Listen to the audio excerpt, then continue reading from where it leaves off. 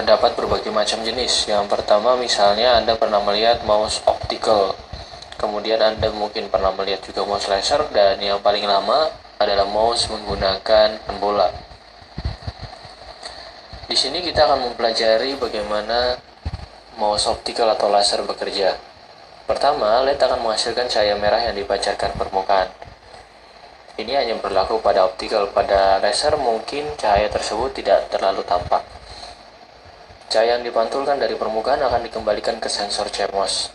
Dengan kata lain, pada mouse Anda terdapat sensor CMOS yang terletak pada bagian bawah mouse. Kemudian, sensor CMOS akan mengirimkan sinyal ke DSP. DSP adalah Digital Signal Processing. Sinyal ini dimiliki oleh IC yang terdapat pada mouse. Kemudian, DSP akan mendeteksi pola perpindahan yang terjadi pada saat Anda menggerakkan mouse.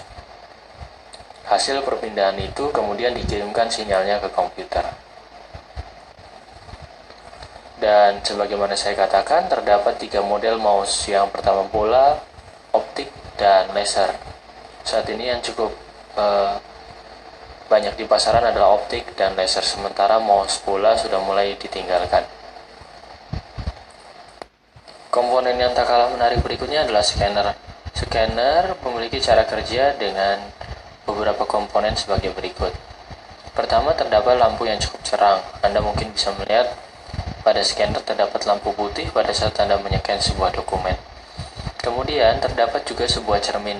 Cermin ini bertujuan untuk menyelaraskan posisi terkait dengan dokumen yang Anda scan. Kemudian terdapat lensa.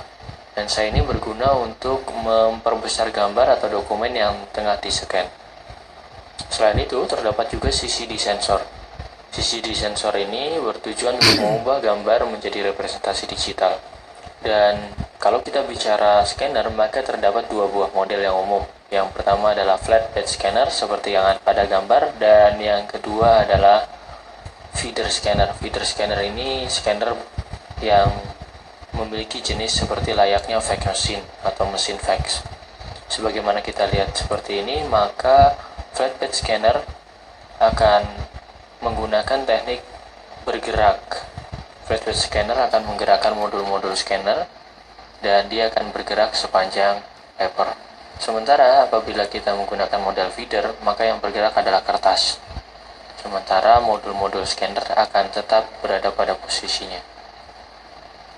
Dan berikutnya adalah web kamera atau kamera yang cukup ringkas yang dapat ditempelkan pada komputer Anda.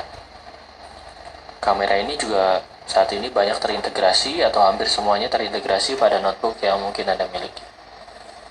Web kamera menangkap cahaya melalui lensa kecil yang disebut dengan CCD, Chart Coupling Devices. Kemudian, CCD mengkonversi gambar di depan kamera ke dalam format digital dengan bantuan drivers. Saat ini, web kamera banyak digunakan untuk berbagai macam fungsi seperti mengambil dan berbagi gambar, konferensi video, pelaporan gambar atau Anda merepotkan sesuatu seperti menggunakan CCTV, dan yang terakhir mendeteksi gerakan, warna, dan lain-lain.